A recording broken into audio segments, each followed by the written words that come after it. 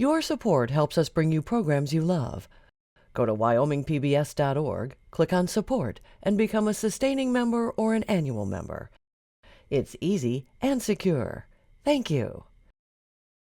Just before Veterans Day, Wyoming Chronicle visits with Native American veterans who still call the Wind River Indian Reservation their home. We'll ask the veterans about their service and how it's impacted their lives back on the Wind River Indian Reservation. Next on Wyoming Chronicle.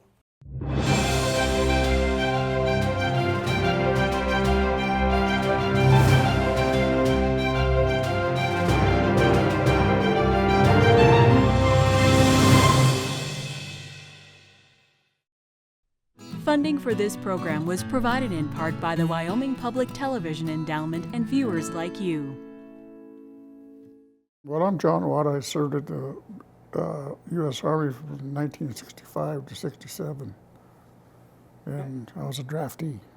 Only thing I remember is probably still in my mind is probably going through the infiltration course, where they're firing live rounds over there while you're crawling into this infiltration course, and they're firing live rounds over the top of you.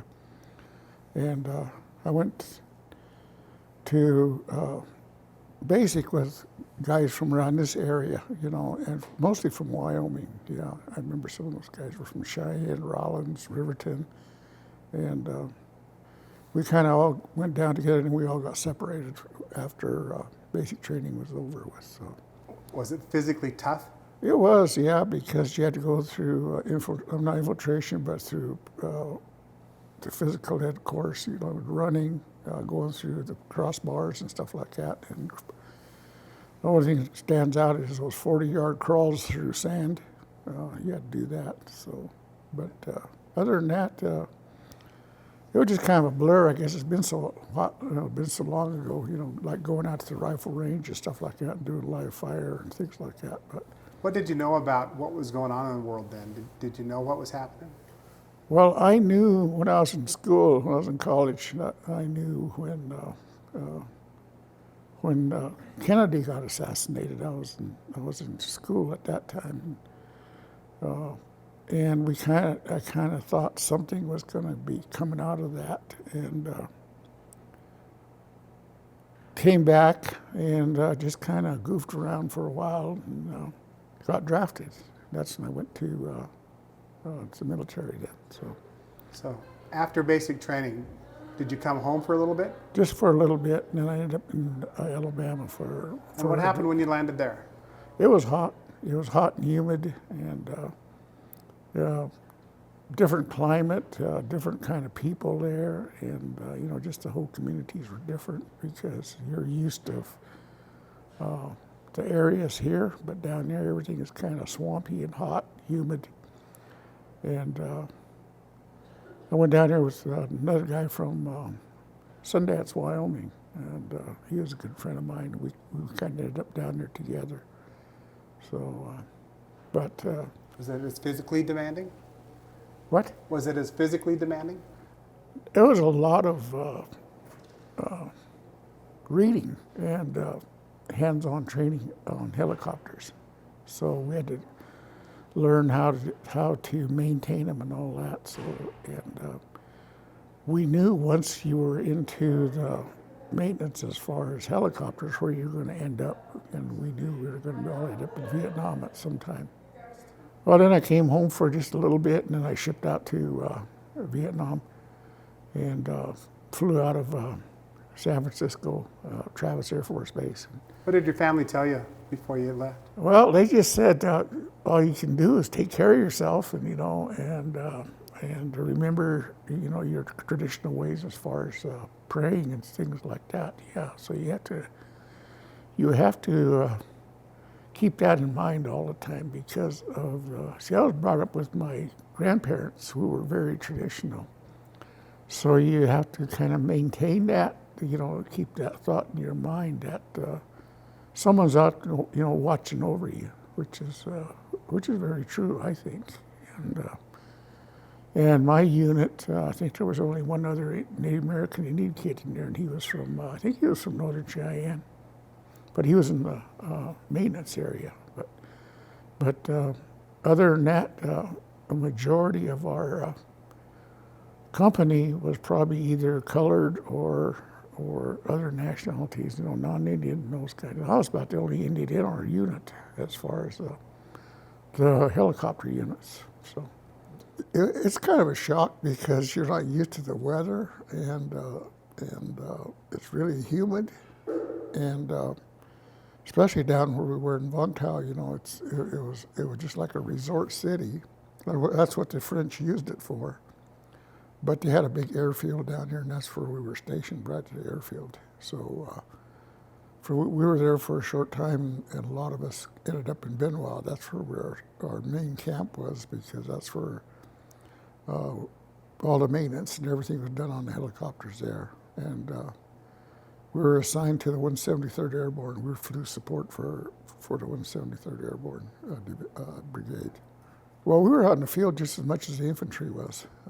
When they'd go out in the field, we were out there with them flying support, and we lived out there just like they did. So, but we flew back and forth to pick up supplies, such as ammunition, water, things like that, to fly back into them. So we flew everything, from ice cream to prisoners to whatever, And but it was made you grow up.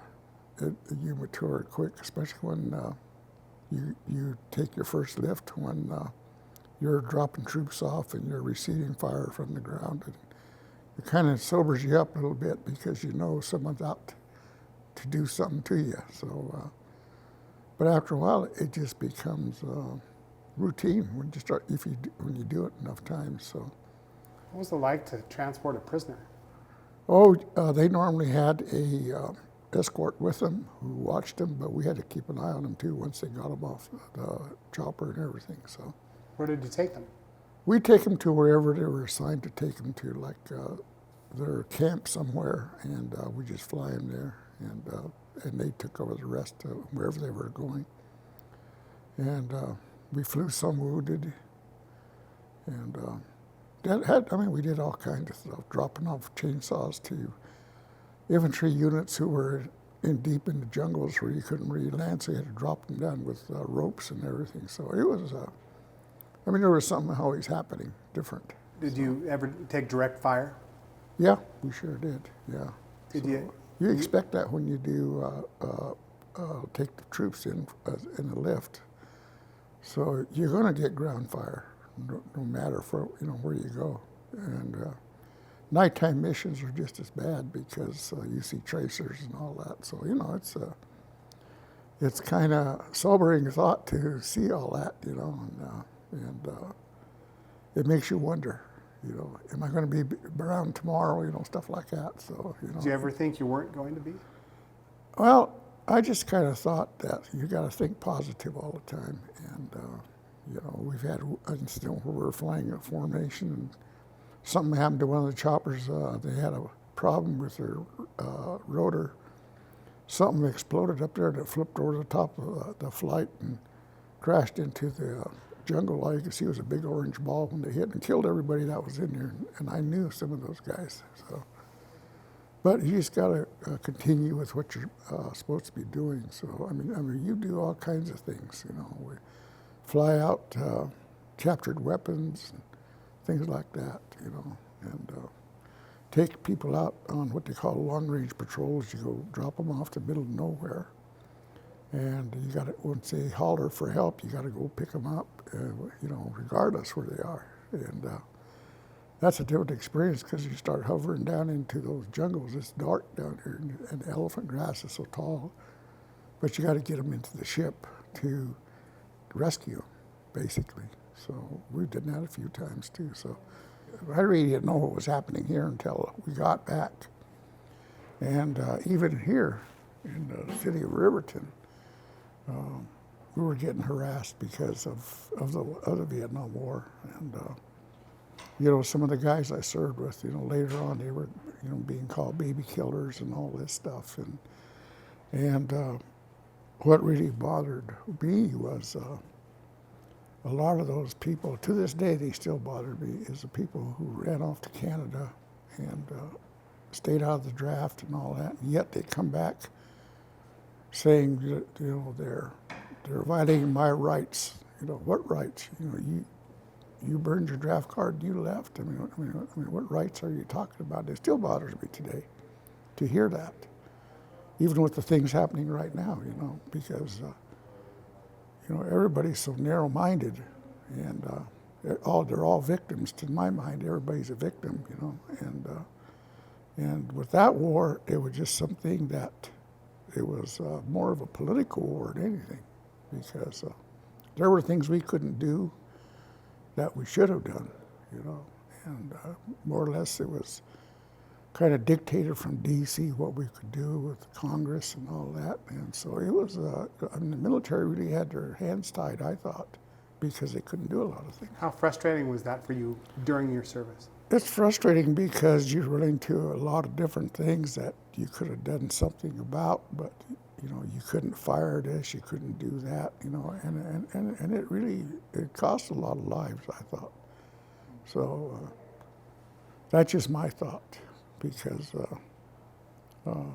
the guys from here who went, a lot of them were subjected to a lot of different things when they got back too. And my brother was there, my brother-in-law was there. I got a couple, 3 or 4 good friends who were there. And from the reservation, there was a lot of us who were in Vietnam, different branches and different areas. So, but when you got back here, you know, you had even your own tribal people saying things about you, you know, just because they didn't go, they didn't know what it was about, but they were just listening to what they heard on TV and things like that. And so they made a lot of comments that they didn't know anything about. So That had to hurt. it does, but you just learn to ignore it and just go on with your life, because, you know, it's over with. It happened in the past. I mean, you can't go back and change that. So. My name's Tony Aragon. I served in the Marine Corps in 1951 and 1952. I was at an Indian school in South Dakota, and I don't really remember the year there. I was a senior there. A bunch of the guys got together and joined up. There were 16 of us started, but 6 of us only went on. So then they shipped us to, I believe it was Omaha, put us on a train, sent us to California, Camp Pendleton, or San Diego boot camp. A lot of hollering and moving people around, marching us around here and there, giving us uniforms. And then they started doing all their stuff, put us in to get us used to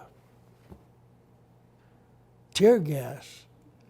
You had to run to the door and take your mask off and give us your name and serial number, which was hard to remember then. What did you know about the military before then? Nothing, only what I seen in the newspaper. It said, join with your friends and serve with your friends. But as soon as we got there, we were all split up. Boot camp was around 6 weeks, maybe longer. I don't quite remember. But it was long enough to wish you hadn't joined. Did you wish you hadn't joined? Well, it makes you think of home. You're getting up certain times, going to bed at certain times, getting cussed out every once in a while. Did you miss home already? Did you? Well, I was used to being away from home. I was boarding school. I was in St. Stephen's Mission. So I was kind of used to being away from home. It wasn't very long after that they put us on board a ship in San Diego and sent us over. It took us 12 days across the ocean, I know that. Where were you going? We went to Japan first. And then from Japan, we went to Busan, Korea. That was on the very tip of the peninsula. And from there, we stayed in tents till they give us what outfit we was going to be in. And then they put us on the airplane and flew us up there. So, I don't know, I never even thought about war or anything. It was still kind of a game to me until we got there, and then it was different. When we landed up there, they unloaded us. We didn't waste no time getting out of there and trying to get behind something. But then they put you in a company that they wanted you to be in. I don't know how they ever figured that out. Seemed like they took the smallest guy and made him pack all the heavy stuff. Hopefully you weren't the smallest guy in your unit. Well, that's just about, I guess. And I was lucky to get put into called it ammunition company. They brought in ammo and we stacked it, explosives, and if they needed it on the line, we had to keep them in explosives and ammunition and, I don't know, different kinds of explosives. What was your understanding of what America was trying to do at that time? I couldn't really answer that, I don't believe, because I never paid much attention to what was going on, just that they needed volunteers and guys to join the service. That's about what I knew about it. How close did you get to combat? About from here to that wall over there, I guess. What was that like for you? Well, to me it was still kind of a game until the dirt started flying, then I knew everything was serious. But I was lucky to get in one outfit that at least we got a good warm meal every day. But it's whenever they needed anything like that, explosions and stuff, we had to take it to them. What did your family and your friends think about your service? I don't know if they even knew I was gone. Because I left right from school. Never did go home till it was all over with. And did you know that you were signing up for the military? I don't know. They're not going to tell you anything like that. No, they didn't. So after you signed that paper, what happened? Well, Uncle Herman came and told us, I wasn't alone, there was a lot of others. He said, you boys be ready tomorrow, put on the best clothes you got, and we're going to take you to Lander. And I knew one woman was one of them. And later on I found out her name was Helen Petersdorf. Anyway, next day we dressed up. Grandma gave me a bath and Grandpa did all this other stuff. And they took us to Lander on a pickup. We got to Lander and we went upstairs at the old post office. And they told us we were going to Denver. And Uncle Sam wants to talk to you in Denver. We don't know who Uncle Sam was, but yeah, we want to talk to Uncle Sam.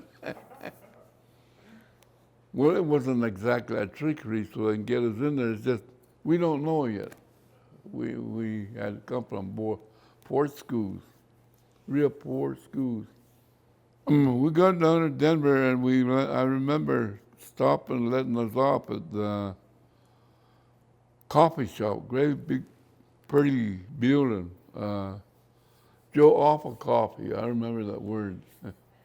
And they gave us coffee and donuts. And then they gave us 4 donuts a piece. Then after we ate, then they put us on a bus. It was an Air Force bus, I guess. And then they took us to another place in Denver. So we did what they wanted us to do, but we didn't go home. They put us on this bus and they took us to the airport, and it was raining. And we got on an airplane, and we flew from Denver to Albuquerque, nonstop. And then from Albuquerque, they flew us to Phoenix. And then from Phoenix, we got on a bigger plane, and they flew us to San Diego, California. And we caught hell next day. What happened? Oh man, the Marines got hold of us, cussed us out, called us down, everything else. What did you think? Boy, I said, this is something different. I don't know what the hell's going on. I really didn't know what was going on. And you didn't know what was in store then? No, because they didn't tell us anything. But by then you knew you were in the military? I knew I was in the military, but I didn't know where. I mean, what it was about. Well, they treated us bad. They knocked us down and called us down. A few words like that, and they said, "You're not at home anymore. If you want to cry for your mother, I'm your mother. If you want to call for daddy, if you're not a bastard, I'm your daddy." And all that BS. We were in a battleship. I don't remember the Marquis or something like that. And the boat, we felt the boat was slowing up. They told us, well, tomorrow, he said, you see the island? It's an island. He said, there's a battlefield and they're still alive. You either get in there alive and come back alive, or get yourself killed in there. Did you know who you were fighting, Mark? Japanese. Did you know that? I didn't know that, but I killed them. I had a squad of my own, 29 of us.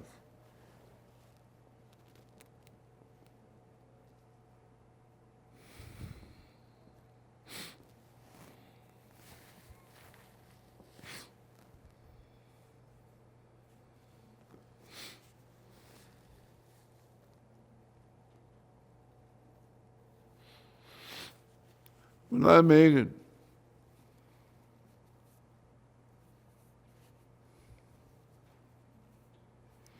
there were Japanese in there. There were some holes in there. And in there was boxes about that size. And it said United States ammunition. And by those boxes there were rifles made in the United States. #1 shells and artillery.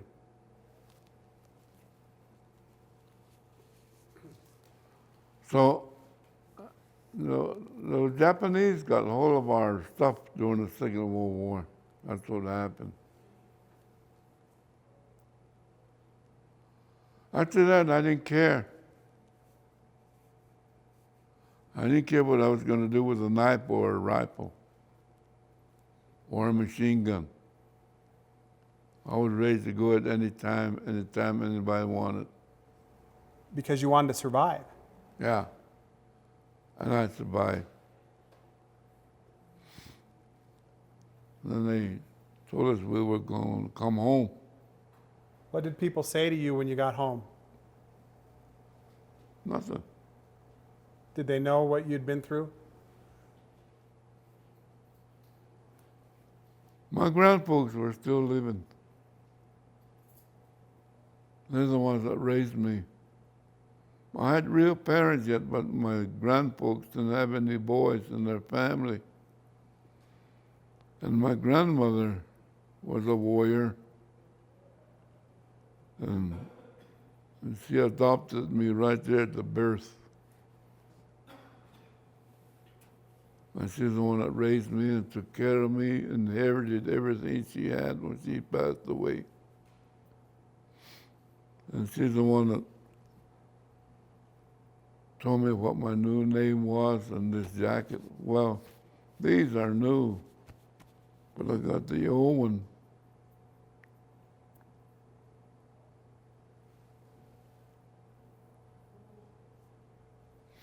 What do you think about your service, Mark? What do you feel? Are you proud of your service? You're not proud of your service?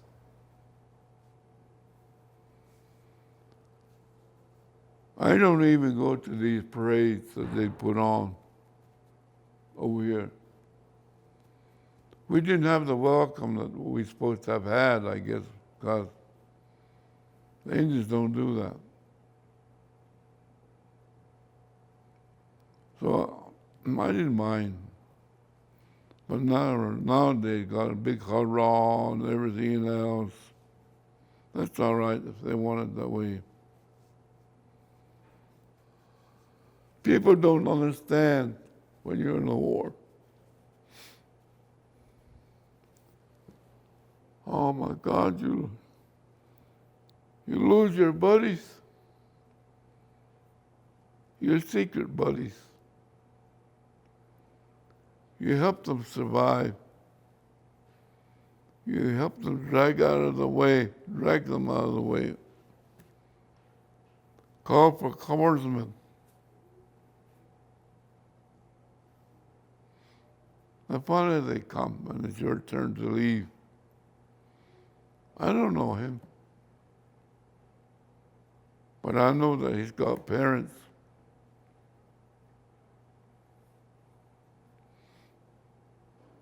And I know he'll be safe, I hope.